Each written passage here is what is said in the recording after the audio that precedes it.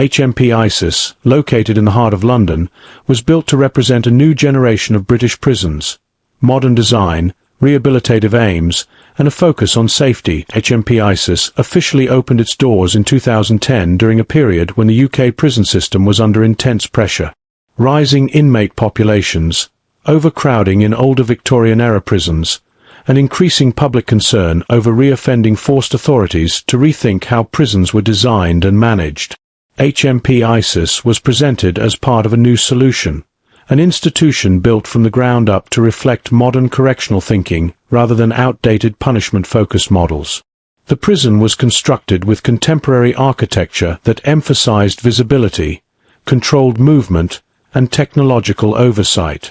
Unlike older prisons with narrow corridors and blind spots, HMP Isis featured wide landings, improved lighting, and extensive CCTV coverage.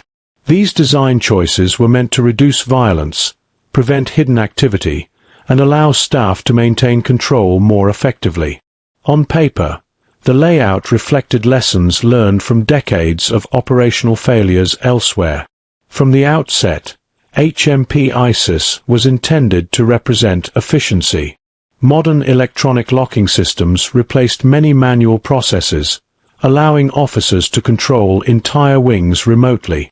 This was meant to improve safety for staff and prisoners alike, minimizing direct confrontation and enabling faster responses during emergencies. The prison was also designed to operate with fewer staff than older establishments, relying heavily on technology to fill the gap. Another core aim of opening HMP Isis in 2010 was rehabilitation. Authorities promoted it as a forward-looking institution that would focus on education, training, and behavior change. Classrooms, workshops, and communal areas were built to support structured daily routines. The idea was that a clean, modern environment would encourage discipline, reduce stress, and create conditions more suitable for reform.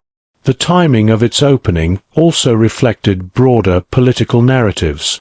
At the time, there was strong emphasis on being tough but fair on crime, punishing offenders while still offering pathways away from reoffending. HMP Isis became a flagship example used to demonstrate that the state was investing in smarter prisons rather than simply expanding capacity in failing ones. However, the modern label applied to HMP Isis was largely based on its physical appearance and systems, not on long-term operational realities. While the building itself reflected 21st century standards, the prison inherited many of the same challenges facing the wider system. Budget constraints, staffing pressures, and policy changes quickly tested whether modern infrastructure alone could deliver meaningful change. The decision to open HMP Isis as a young adult prison also shaped its early identity. Housing inmates often in their late teens and early 20s meant dealing with a demographic statistically more prone to impulsivity, aggression, and gang affiliation. While the prison was new, the social dynamics inside were anything but, bringing old street conflicts into a supposedly fresh environment. By 2010, expectations surrounding HMP Isis were high. It was meant to prove that modern prisons could be safer, calmer, and more effective than their predecessors. Yet from its earliest years, the contrast between design ambition and lived reality began to emerge, exposing the limitations of modernization when deeper systemic issues remained unresolved. HMP Isis is situated in southeast London, close to the Thamesmead area, a location chosen for both logistical and strategic reasons. The prison stands within a dense urban environment, surrounded by major housing estates and transport routes. This placement reflects a wider trend in modern prison planning, keeping institutions closer to the communities from which most prisoners originate, rather than isolating them in remote rural areas. Being based in London means HMP Isis draws heavily from the capital's courts. The majority of inmates come directly from London boroughs, many carrying with them long-standing street rivalries. Gangs rooted in specific postcodes are suddenly forced into close proximity, transforming the prison into a microcosm of the city's street conflicts. The prison's location directly shapes its population and, by extension, its internal tensions. The proximity to Thamesmead also places HMP Isis alongside other correctional facilities in the area, creating a concentrated penal zone. This clustering was intended to improve coordination between institutions and reduce transport times for court appearances and transfers. However, it also means that gang affiliations can overlap across nearby prisons, allowing reputations, threats, and alliances to move quickly through the local prison network. London's scale plays a critical role in shaping life inside the prison. Unlike smaller regional prisons, HMP Isis receives inmates from a vast and diverse city. Cultural differences, language barriers, and competing loyalties all converge within the same wings. This diversity, while reflective of modern London, adds complexity to prison management and increases the risk of misunderstandings escalating into violence. The urban location also impacts staffing. Officers are recruited from the same city as the prisoners, sometimes even from neighboring boroughs. This can create additional pressure, as staff may encounter prisoners who live close to their own communities. Concerns about personal safety outside work are more pronounced when a prison is embedded within a major city rather than isolated from it. From a security perspective, being located in London creates constant external pressure. Contraband smuggling operations often exploit urban infrastructure, using drones, visitors, or corrupted supply chains. The surrounding environment provides more opportunities for organized attempts to breach prison security compared to remote institutions. The prison's location near Thamesmead also influences its public image. Local residents have frequently raised concerns about safety, disturbances, and the long-term presence of a high-risk institution in their area. Incidents inside the prison quickly attract media attention due to its proximity to the capital, placing HMP Isis under continuous public and political scrutiny. Ultimately, HMP Isis's London location is not just a geographical detail, it is a defining factor in how the prison operates. The city feeds the prison its population, its gang culture, and its pressures, ensuring that events inside the walls are inseparably linked to the streets just beyond them. HMP Isis was specifically designated to hold young adult male offenders, typically between the ages of 18 and 30. This decision was rooted in the belief that younger prisoners require a different approach from older, long-term inmates. Authorities hoped that a modern environment combined with targeted interventions could redirect lives still considered salvageable, before criminal behavior became permanently entrenched. Young adult offenders represent one of the most volatile demographics in the prison system. Many arrive with limited emotional maturity, poor impulse control, and a heightened need to assert dominance. Inside HMP Isis, these traits often manifest as aggression, confrontational behavior, and a constant struggle for status.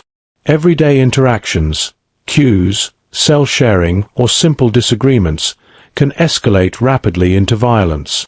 A significant number of inmates held at HMP Isis have grown up surrounded by gang culture. For many, loyalty to a group is tied directly to survival and identity.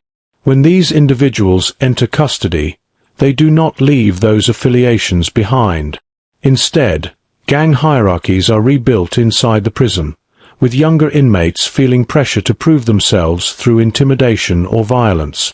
The prison environment intensifies these behaviors.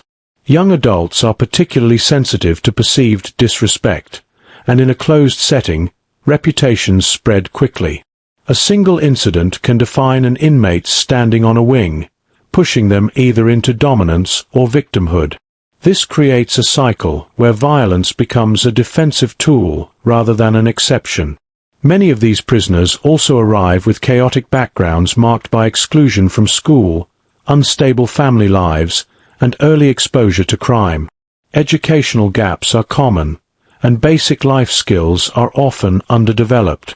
While HMP Isis offers programs aimed at addressing these deficits, participation is frequently disrupted by lockdowns, staff shortages, or safety concerns.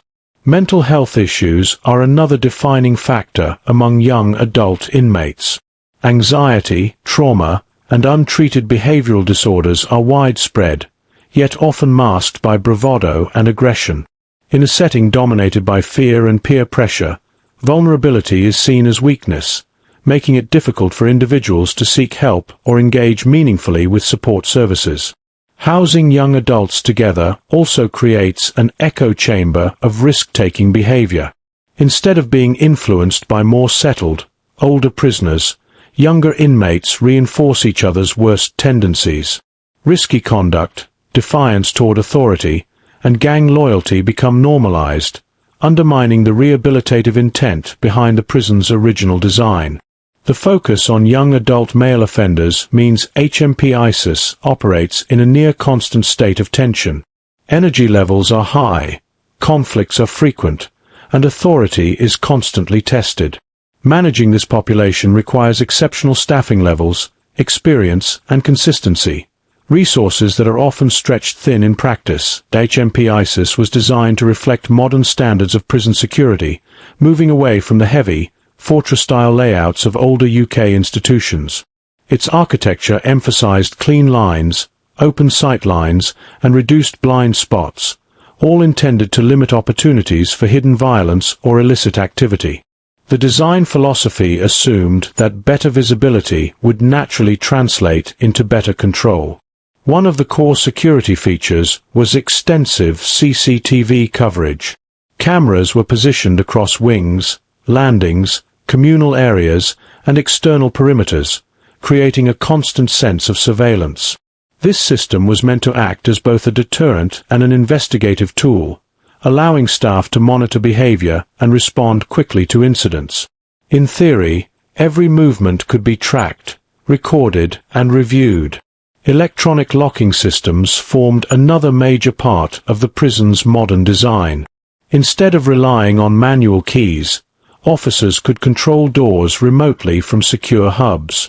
This reduced the need for direct confrontation during unlocks and lock-ins, improving staff safety and enabling faster emergency lockdowns when violence broke out.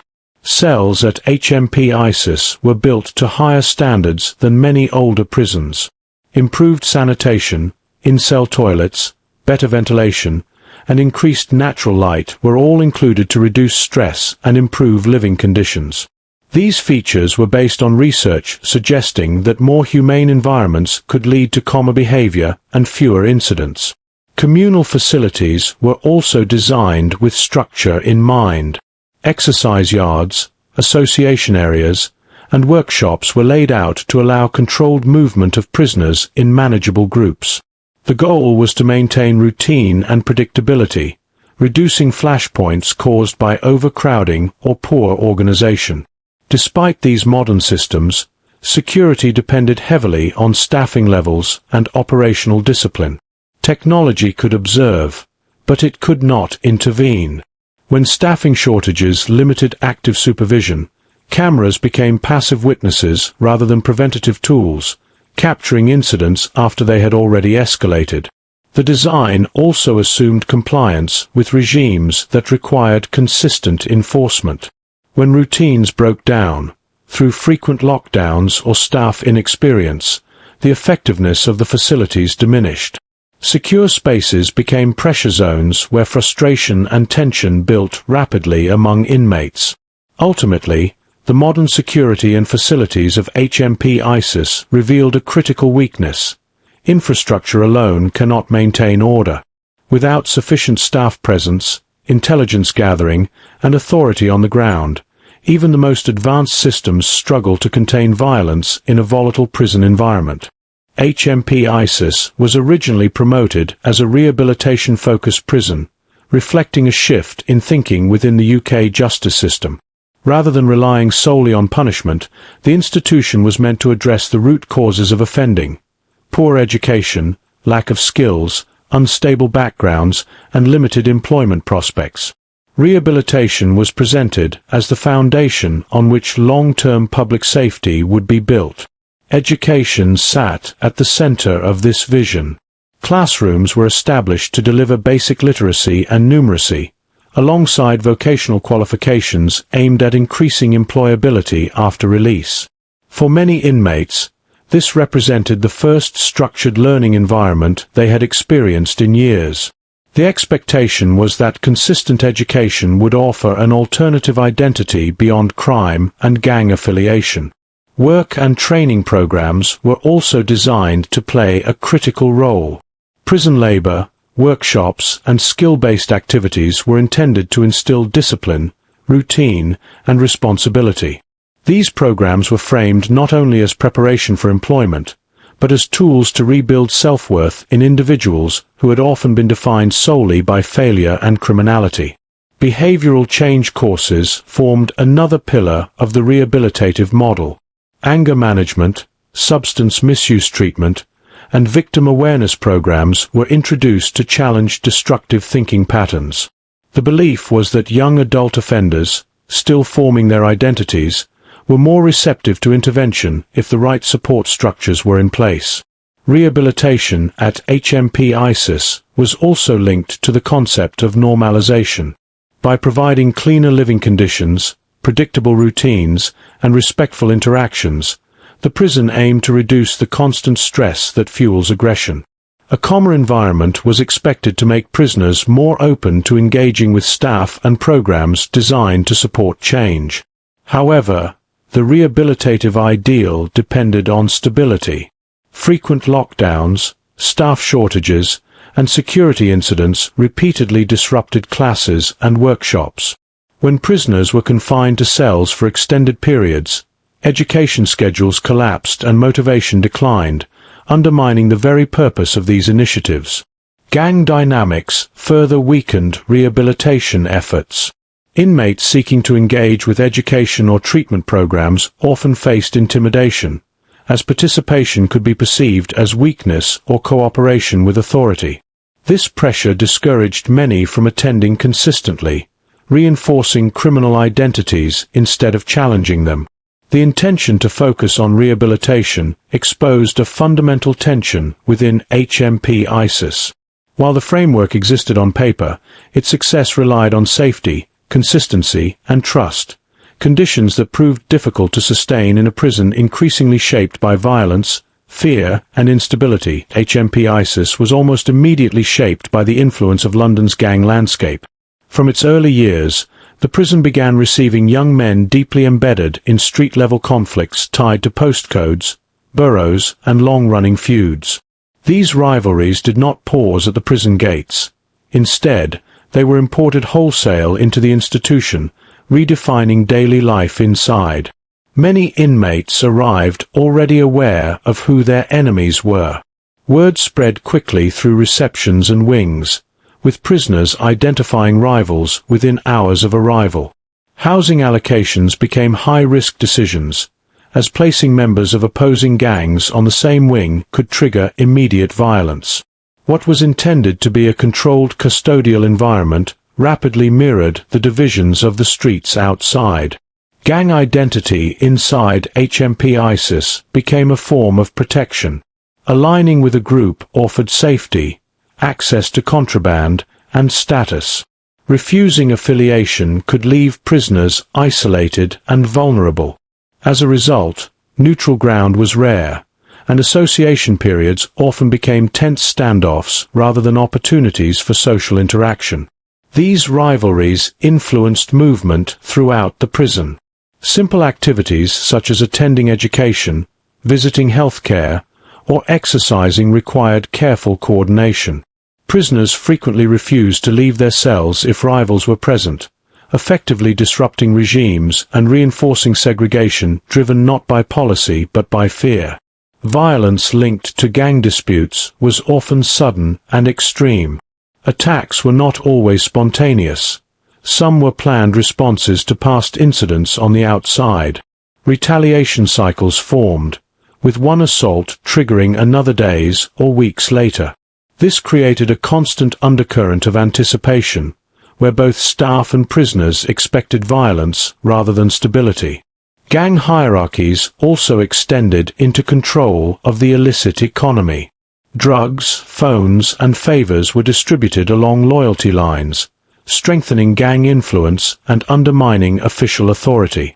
Those in debt faced coercion, threats, and forced participation in violence, deepening the prison's culture of intimidation. Staff were often placed in the position of mediators rather than enforcers.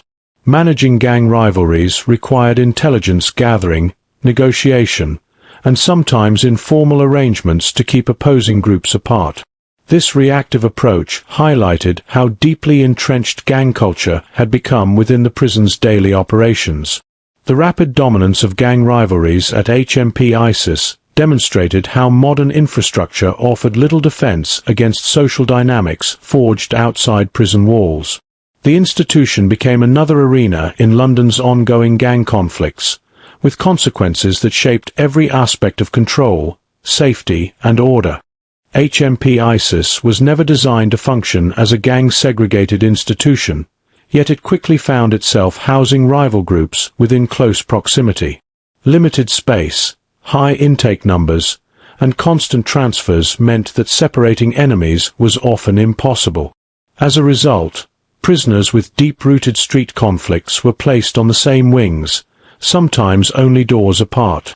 This forced proximity intensified existing tensions. In the outside world, gangs could avoid one another by territory, but inside the prison those boundaries disappeared. Shared landings, communal showers, association areas, and exercise yards became unavoidable meeting points. Even brief eye contact or overheard remarks were enough to reignite old disputes. Cell allocation became one of the most dangerous operational challenges. Sharing a cell with someone connected to a rival group could place an inmate in immediate danger. Refusals to double up were common, leading to confrontations with staff and further instability. In some cases, prisoners chose punishment or isolation over the risk of sharing space with an enemy. The closeness of rival gangs also transformed routine movement into a security risk. Unlock times, meal queues, and medication lines became flashpoints.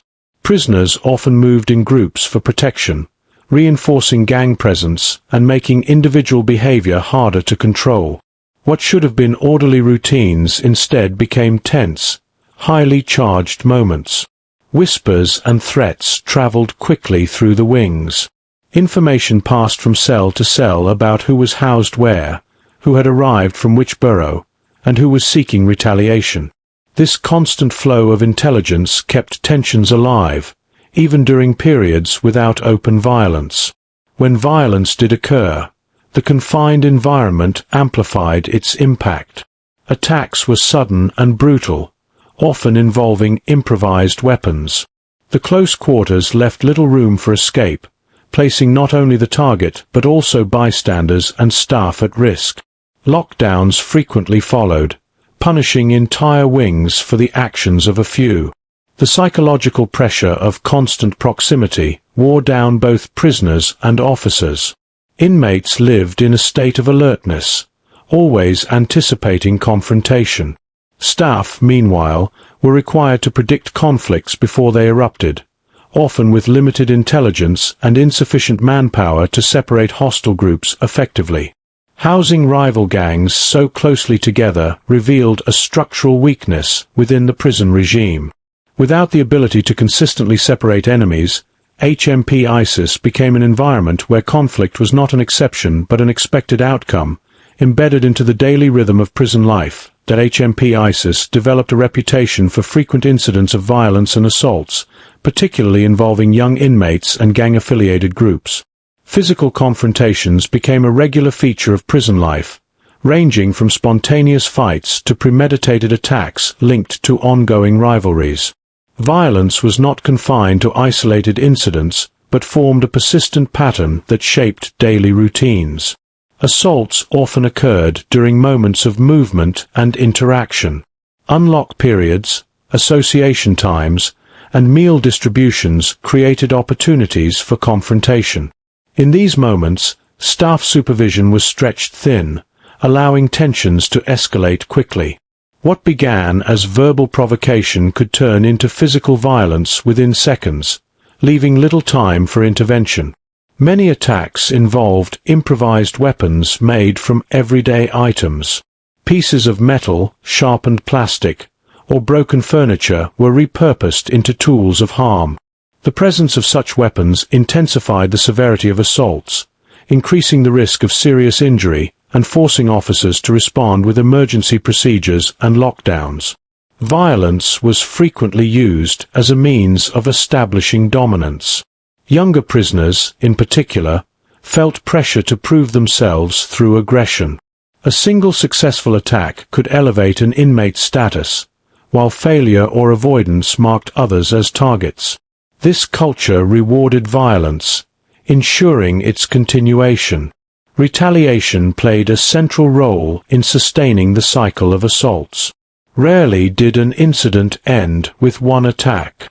Instead, reprisals followed days or weeks later, often involving different individuals connected by gang loyalty. This created an ongoing atmosphere of tension, where calm periods were understood to be temporary. Staff were also affected by the prevalence of violence. Officers faced increased risk of injury while attempting to break up fights or restrain armed prisoners. Repeated exposure to violent incidents placed heavy psychological strain on staff, contributing to burnout, absenteeism, and high turnover rates. The impact of frequent assaults extended beyond those directly involved.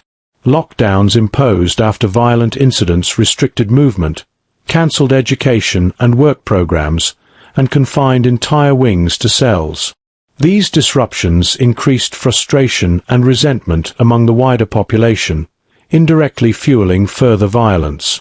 Over time, the regularity of assaults at HMP Isis eroded the sense of order the prison was designed to maintain. Violence became normalized, shaping expectations of both prisoners and staff, and reinforcing the perception that control inside the institution was fragile and constantly under threat. HMP Isis saw a growing reliance on improvised weapons as violence inside the prison intensified. With access to conventional weapons tightly restricted, prisoners adapted by turning everyday objects into tools designed to injure or intimidate.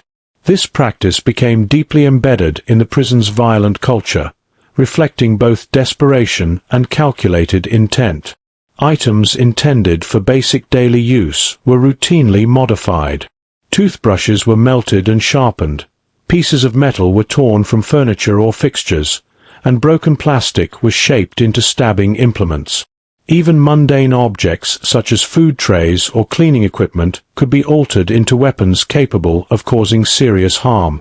The creativity involved made detection increasingly difficult. Improvised weapons were often concealed with care. Prisoners hid them inside mattresses, clothing, toilets, or taped behind fixtures within cells.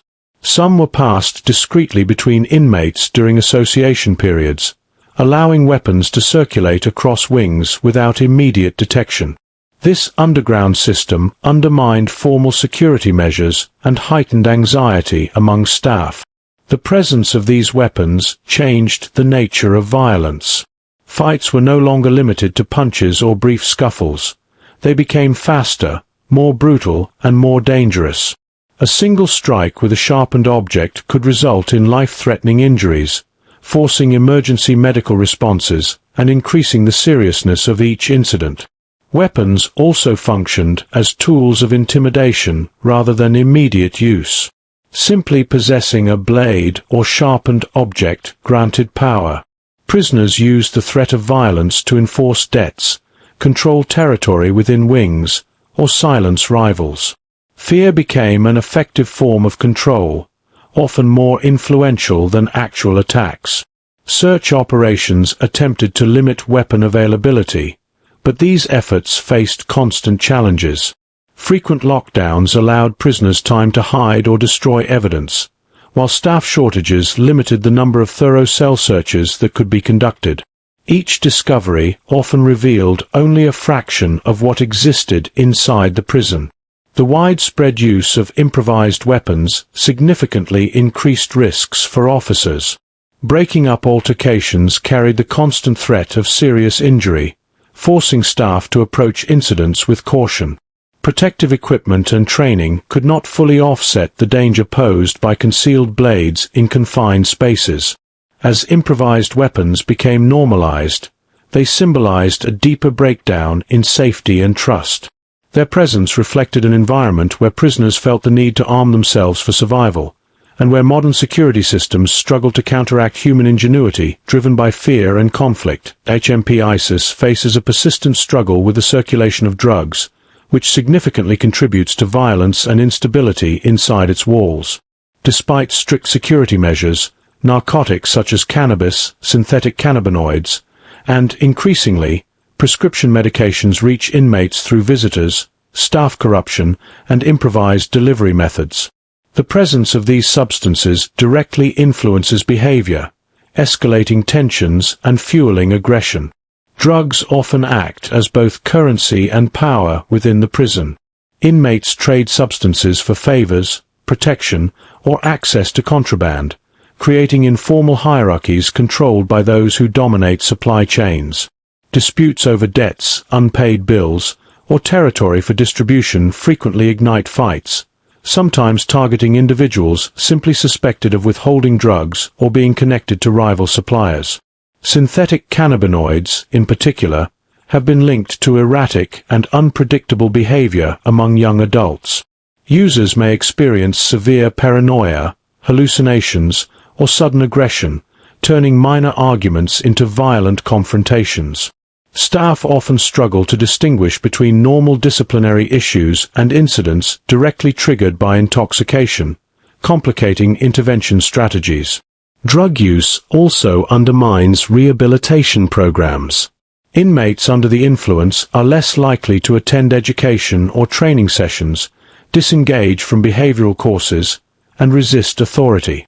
Chronic users often prioritize obtaining substances over following schedules or rules, further destabilizing the wings and placing pressure on already stretched staff resources.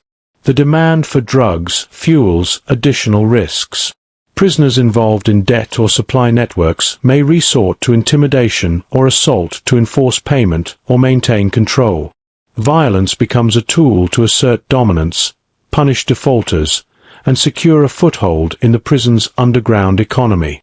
This cycle perpetuates instability and increases the frequency of assaults and lockdowns. Staff safety is directly affected by drug-related tensions. Officers responding to incidents may face unpredictable behavior, and fights can escalate rapidly when intoxicants are involved. The presence of drugs heightens the severity of assaults, increasing the risk of serious injury to both inmates and staff. Efforts to control drug circulation, such as searches, visitor restrictions, and intelligence-led interventions, provide only partial mitigation. Prisoners continually innovate new smuggling methods, from drones to hidden packages, keeping supply chains resilient. This cat-and-mouse dynamic ensures that drugs remain a persistent problem. Ultimately, drugs at HMP Isis are not just a disciplinary issue, they are a central driver of the prison's culture of fear and violence. They influence hierarchy, fuel aggression, and undermine rehabilitation, making their management one of the most challenging aspects of maintaining order in a modern, yet deeply troubled, facility. Inside HMP Isis, a pervasive culture of debt and intimidation has taken root, shaping relationships and daily life. Inmates often enter the prison already connected to street gangs, carrying pre-existing debts or rivalries. Once inside, these financial and social obligations are magnified, creating an environment where fear and coercion dominate interactions. Debt functions as both leverage and punishment. Prisoners who owe money, whether for drugs, favors, or protection, face relentless pressure to pay. Failure to settle these debts can result in threats, assaults, or even forced participation in violent acts against others. In many ways, owing money inside the prison carries higher stakes than outside, because the confined space magnifies both the power of creditors and the consequences of non-payment. Intimidation extends beyond financial obligations. Prisoners use threats, physical aggression, and social ostracism to maintain dominance over others. A single act of defiance, refusal to comply with a gang leader, or perceived disrespect can trigger repeated harassment. This constant psychological pressure forces many inmates to adopt submissive behavior simply to survive. The close quarters of HMP Isis exacerbate the impact of debt and intimidation. Shared landings, cell wings, and communal areas mean that threats are not easily avoided. Even routine activities like walking to the dining hall or using the yard can become opportunities for harassment or extortion. This makes everyday life a tense negotiation for personal safety. Debt-related violence often intertwines with gang hierarchies. Gang-affiliated inmates enforce payment through fear, ensuring loyalty and obedience. New arrivals quickly learn the rules of the prison's underground economy, understanding that failure to comply can mark them as targets. This cycle perpetuates both financial control and physical domination. Intimidation also affects engagement with rehabilitation. Inmates under constant threat may avoid education programs, workshops, or therapy sessions, fearing that leaving their cell exposes them to attack. The pressure to maintain appearances or submit to authority figures outside the official prison regime undermines attempts at positive behavior change. Prison staff are forced to navigate this culture cautiously. Intervening in disputes often risks escalation, while ignoring debt-related intimidation allows it to continue unchecked. Officers must rely on intelligence and observation to identify threats and prevent violence, yet the hidden nature of coercion makes full enforcement extremely challenging. Overall, the debt and intimidation culture at HMP Isis reinforces a constant atmosphere of fear and tension. It shapes social dynamics, influences behavior, and perpetuates cycles of violence, demonstrating how informal systems of control can thrive even within the most modern prison facilities. One of the most significant challenges at HMP Isis is chronic staff shortages, which severely undermine the prison's ability to maintain order. Although the facility was designed with modern infrastructure and security systems, technology alone cannot replace the presence of trained officers. Insufficient staffing levels leave many areas undersupervised, creating gaps that prisoners exploit to engage in violence, intimidation, and rule-breaking. Shortages affect every aspect of daily operations. Unlocking cells, supervising communal areas, and managing movements between wings often require improvisation, with fewer staff covering more prisoners. These gaps increase response times during incidents, allowing fights to escalate and reducing the effectiveness of interventions. In critical moments, officers may be forced to prioritize certain areas, leaving other parts of the prison vulnerable. The pressure on staff is compounded by the prison's young adult population. Many inmates are highly energetic, impulsive, and gang-affiliated, requiring constant attention and intervention. A fully staffed team might manage these risks more effectively, but persistent shortages mean officers are stretched thin, leading to reactive rather than proactive management. Training and experience are also impacted by shortages. New recruits are often thrown into high-pressure environments with limited support, accelerating burnout and stress. Experienced staff may be moved to cover critical posts, leaving mentorship and oversight gaps.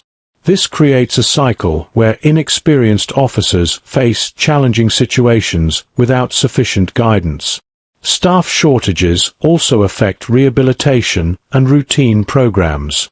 Education, work, and behavioral courses are frequently cancelled or restricted because officers are needed to cover essential security duties.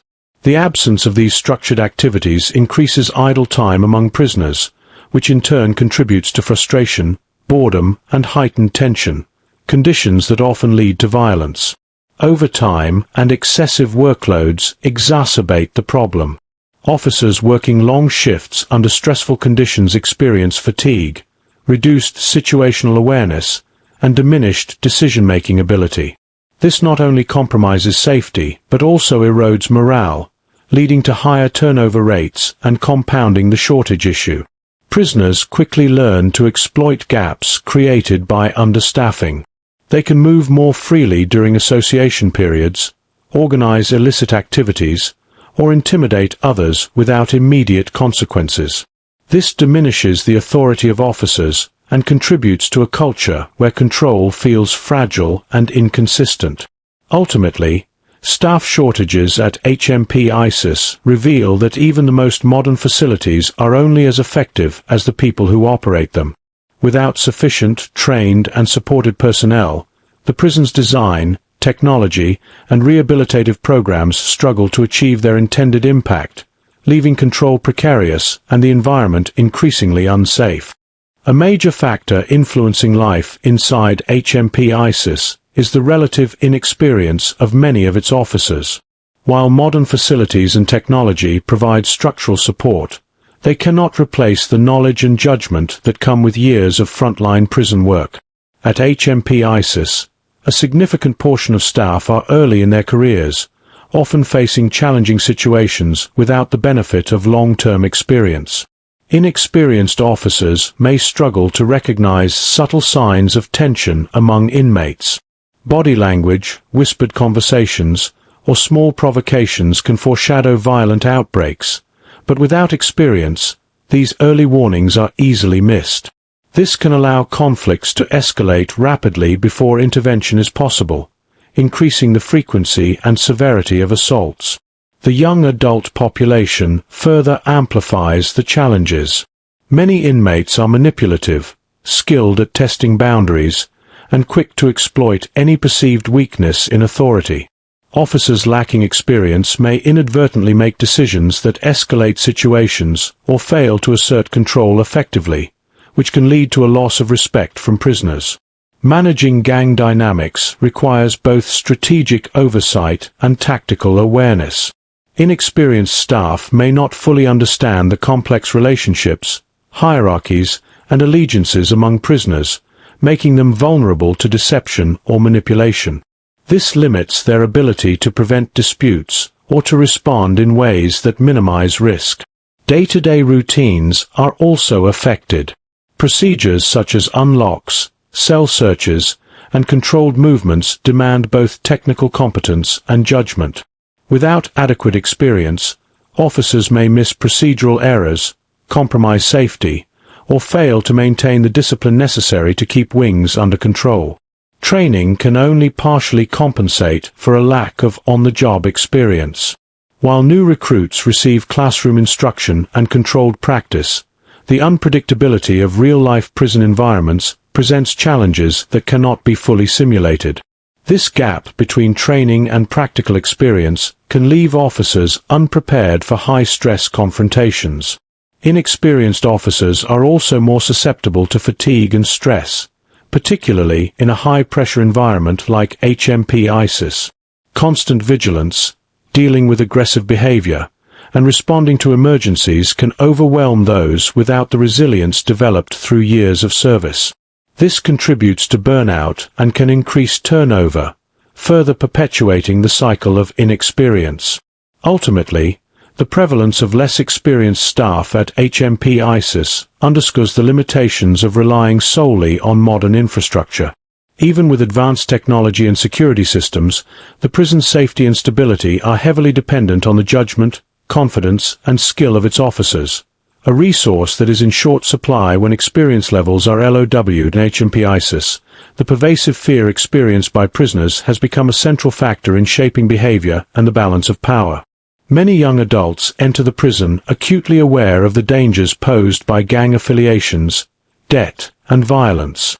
This fear affects not only their interactions with each other, but also how they respond to prison staff, often undermining the authority intended to maintain order. Prisoners frequently conceal information or avoid reporting incidents out of fear of retaliation.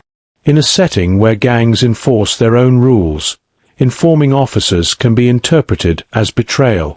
This silence prevents staff from gaining critical intelligence needed to prevent violence, allowing disputes and threats to fester unchecked. The result is a feedback loop. Fear discourages cooperation, which in turn weakens official control. Everyday activities are influenced by fear. Movement to dining halls, exercise yards, and communal areas becomes a calculated risk. Many prisoners limit their interactions or stick closely to trusted groups to minimize exposure to potential threats. Such behavior can disrupt the regular flow of the prison regime, forcing staff to intervene more frequently and manage conflicts that might otherwise have been avoided. Fear also drives prisoners to adopt aggressive postures. Inmates often act defensively or preemptively to protect themselves from perceived threats. This can lead to unnecessary confrontations and escalation, as young adults attempt to assert dominance or demonstrate resilience in front of peers. The very presence of authority can heighten anxiety, with officers sometimes perceived as enforcers of rival factions rather than neutral arbiters. Intimidation is not only peer-driven but systemic. Prisoners learn that the consequences of challenging gang influence or refusing to comply with coercion can be immediate and severe.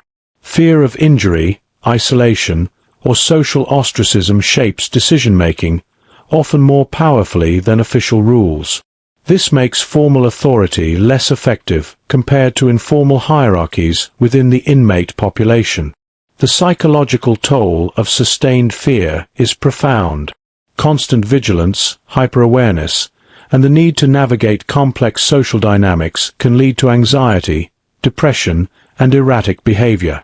Mental health challenges further complicate interactions, making it difficult for staff to maintain predictable authority and for rehabilitation programs to succeed.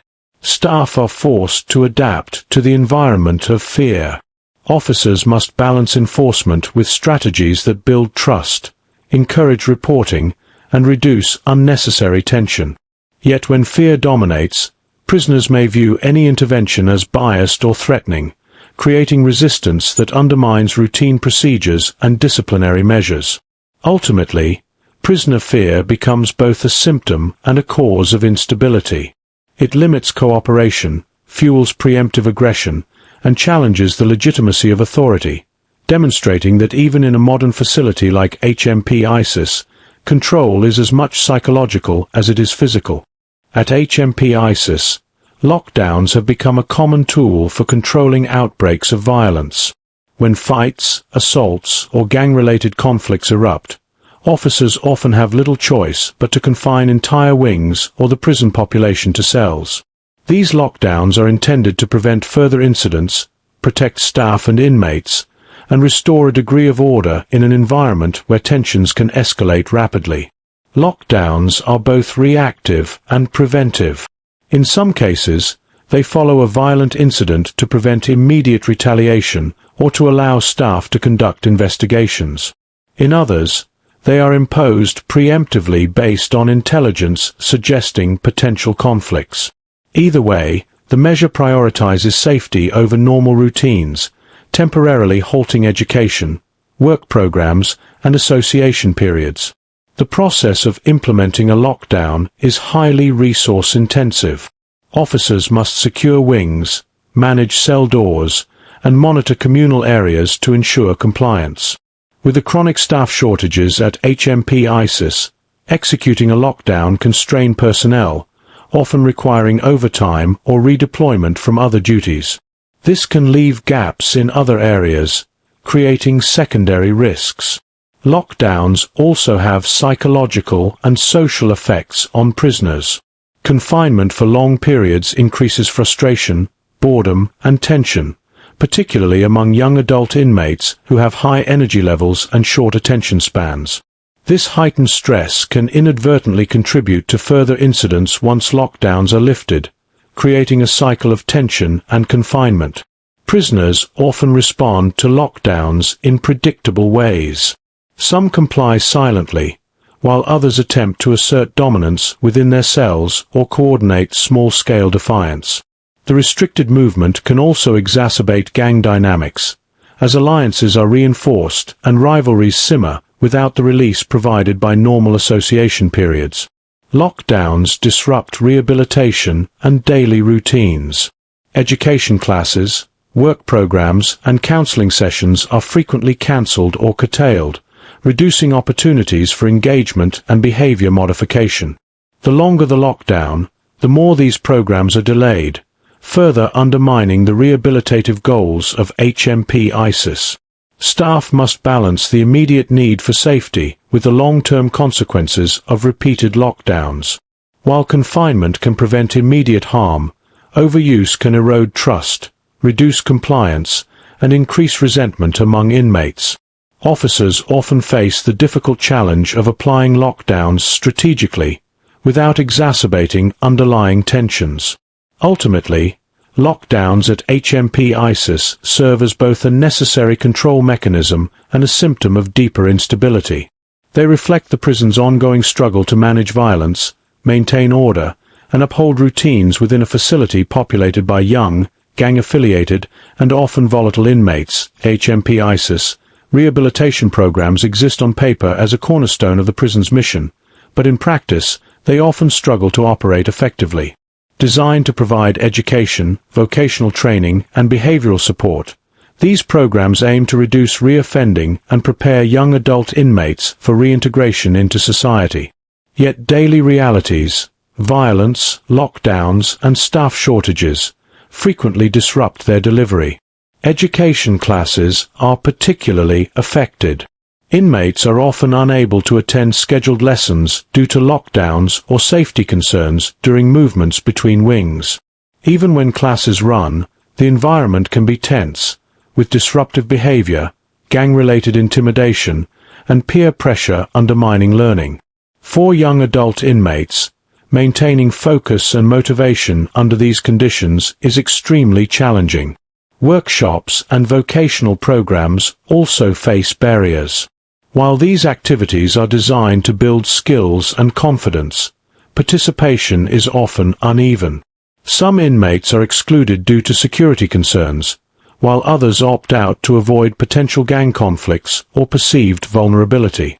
Staff supervision is required to maintain safety, but persistent shortages limit the number of sessions that can run simultaneously, reducing opportunities for engagement.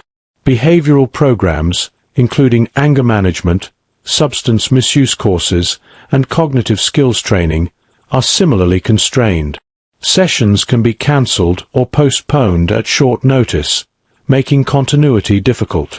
Inmates may struggle to commit to progress when programs are intermittent, and staff may find it challenging to track individual development over time.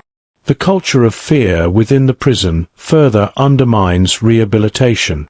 Many inmates are reluctant to participate openly in programs if they perceive peers or gang rivals as monitoring their involvement. Attending courses can sometimes be seen as a weakness or compliance with authority, creating social risks that discourage engagement. Mental health support, a critical component of rehabilitation, is also limited. High demand, coupled with insufficient staff, means that counseling and therapy sessions are often delayed or unavailable. The result is that inmates with underlying psychological issues may continue to exhibit disruptive or aggressive behavior, complicating both security and program delivery. Finally, repeated interruptions from lockdowns, violence, and operational pressures create an unstable environment where consistent rehabilitation becomes almost impossible. Programs exist, but their effectiveness is compromised by the very conditions they are intended to mitigate. In this way, HMP Isis highlights the challenge of delivering meaningful rehabilitation in a setting dominated by conflict, fear, and systemic strain. At HMP Isis, mental health challenges among inmates significantly contribute to the volatility of the environment. Many young adult prisoners arrive with pre-existing conditions such as anxiety, depression, or post-traumatic stress, often exacerbated by substance abuse or chaotic backgrounds. These conditions influence behavior, making individuals more prone to aggression, impulsivity, and conflict with others. The confined and high-pressure environment of HMP Isis often amplifies these issues. Overcrowded wings, frequent lockdowns, and the constant threat of violence create chronic stress, which can trigger emotional outbursts or violent reactions. Inmates struggling with mental health issues may find it harder to regulate emotions, escalating minor disagreements into serious confrontations. Gang pressures and peer intimidation further worsen mental health. Individuals who are vulnerable may feel compelled to comply with group demands, pay debts, or participate in violent acts against their will. The psychological burden of living under constant threat contributes to heightened paranoia, distrust, and fear, which in turn increase the likelihood of conflict. Staff often face challenges in identifying and managing mental health problems effectively. While HMP Isis has healthcare facilities and mental health professionals on site, resources are limited, and officers may lack the training or time to recognize subtle warning signs. Mental health crises can therefore go unaddressed until they manifest as violent incidents, creating additional risk for both inmates and staff. The presence of untreated mental health issues can also disrupt rehabilitation programs. Inmates experiencing anxiety, depression, or other conditions may struggle to concentrate on education or vocational training. Behavioral courses such as anger management may be less effective if underlying mental health concerns are not addressed, reducing the overall impact of these initiatives.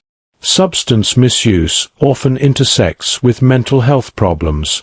Many young adults use drugs to self-medicate anxiety or trauma, which can impair judgment and amplify aggressive behavior.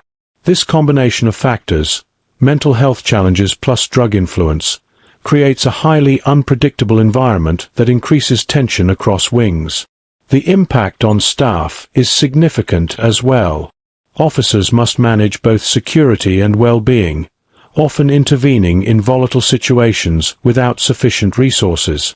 Constant exposure to unpredictable behavior increases stress, fatigue, and the risk of errors, further complicating prison management.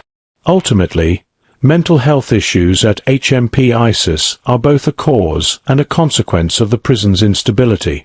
They heighten tensions, complicate rehabilitation efforts, and amplify the cycle of violence, illustrating that modern infrastructure alone cannot mitigate the human factors driving disorder within the prison. While HMP Isis was constructed with modern architecture, advanced security systems, and technological oversight, these features alone cannot ensure a safe or orderly environment. The prison's contemporary design was intended to facilitate control, surveillance, and rehabilitation, but in practice, its effectiveness is heavily dependent on strong, consistent management and operational leadership. Modern facilities, including electronic locks, CCTV coverage, and open wings, are only effective when coupled with vigilant supervision. Without sufficient and experienced staff, these tools cannot prevent violence. They merely record it. The presence of technology does not replace the human judgment required to anticipate conflicts, separate rival groups, or de-escalate tensions in real time. Management practices play a crucial role in daily operations. Clear procedures, timely intelligence gathering, and proactive planning are necessary to prevent incidents before they escalate.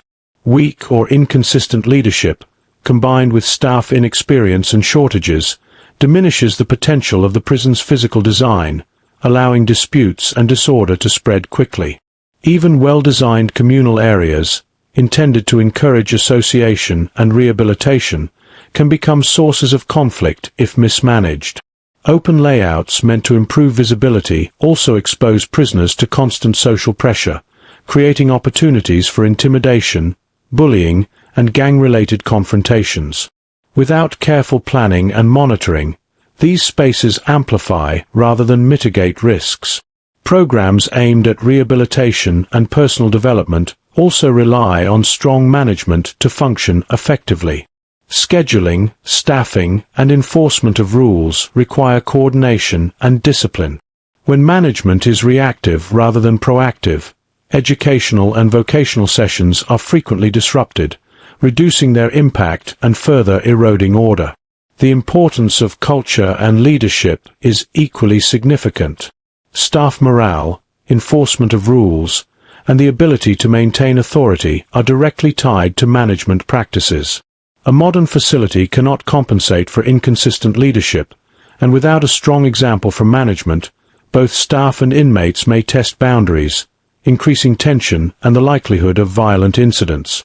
Operational oversight also includes strategic allocation of resources. Lockdowns, searches, and interventions must be carefully timed and coordinated. Poor planning can result in unintended consequences, such as heightened prisoner frustration, delayed responses to incidents, or gaps in supervision that are exploited by inmates. In essence, the modern design of HMP Isis highlights a critical lesson. Infrastructure and technology are only tools, not solutions. Without robust, consistent, and experienced management to enforce rules, anticipate risks, and maintain routines, even the most advanced prison design cannot prevent the cycles of violence, fear, and instability that characterize life inside the institution. HMP Isis has become a stark illustration of the broader crises affecting the UK prison system. Although it was built as a modern rehabilitative facility, the persistent violence, gang influence, staff shortages, and operational challenges reflect systemic issues that extend far beyond a single institution. HMP Isis is, in many ways, a microcosm of the problems facing correctional facilities across the country. Overcrowding and population pressures are key contributors. Despite modern infrastructure, the prison frequently operates near or above capacity. High numbers of inmates increase tension, strain resources, and make it difficult to maintain control, mirroring a nationwide issue where rising incarceration rates outpace investment in staff and rehabilitation programs. Staffing challenges at HMP Isis highlight systemic problems as well. Chronic shortages, reliance on inexperienced officers, and high turnover are not unique to this facility. Across the UK, prisons struggle to recruit and retain trained personnel, making it difficult to implement modern security protocols or deliver consistent rehabilitation, which undermines the effectiveness of even well-designed facilities. Gang influence inside HMP Isis also reflects broader societal issues. The prison mirrors the street-based conflicts of London, showing how external social problems are imported into correctional environments. Many UK prisons face similar challenges with gang activity, drug distribution, and inter-prison rivalries, creating cycles of violence that infrastructure alone cannot resolve. Rehabilitation efforts at HMP Isis struggle under systemic pressures. Education, vocational training, and behavioral programs are frequently interrupted by lockdowns and violence. This pattern highlights the gap between policy intentions and practical implementation seen across the UK, where programs often exist but fail to reach their full potential due to operational instability. The mental health crisis inside the prison is another reflection of national challenges. High numbers of young adult inmates present with untreated psychological issues, compounded by trauma and substance misuse. Limited access to mental health professionals, delayed intervention, and inadequate support are widespread across UK institutions, contributing to escalating tensions and unsafe environments. Funding constraints exacerbate every problem at HMP Isis. Investment in technology and building design cannot replace the need for adequate staffing, training, and program delivery. Across the UK, prisons face similar budget pressures, forcing administrators to make difficult choices that often prioritize security over rehabilitation, perpetuating cycles of recidivism. Ultimately, HMP Isis serves as a symbol of the UK prison system struggles to balance safety, rehabilitation, and humane treatment within modern facilities.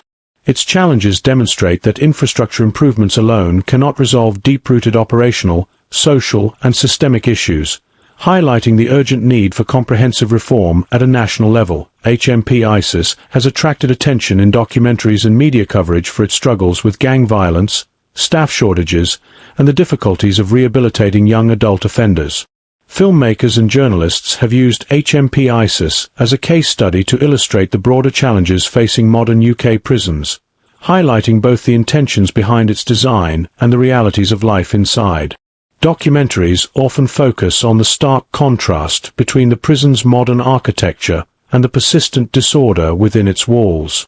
Clean, well-lit corridors, CCTV coverage, and purpose-built wings provide a visual representation of progress, yet interviews and footage of violence, lockdowns, and tension reveal how infrastructure alone cannot resolve systemic problems.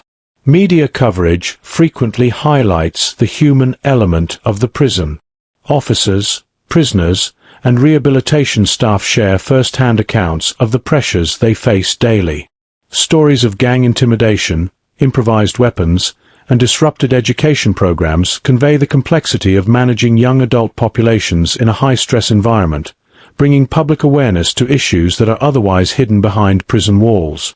Documentaries also explore the psychological and social impact on inmates. Cameras capture how fear, debt, and gang affiliation influence behavior, shaping interactions both with peers and with staff.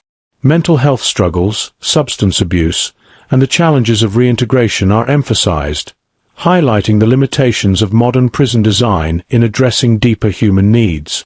HMP Isis is often depicted as a microcosm of the broader UK prison system.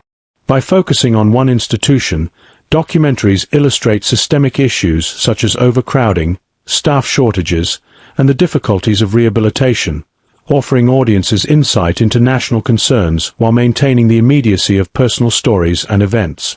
The media portrayal of HMP Isis also underscores public and political interest in prison reform.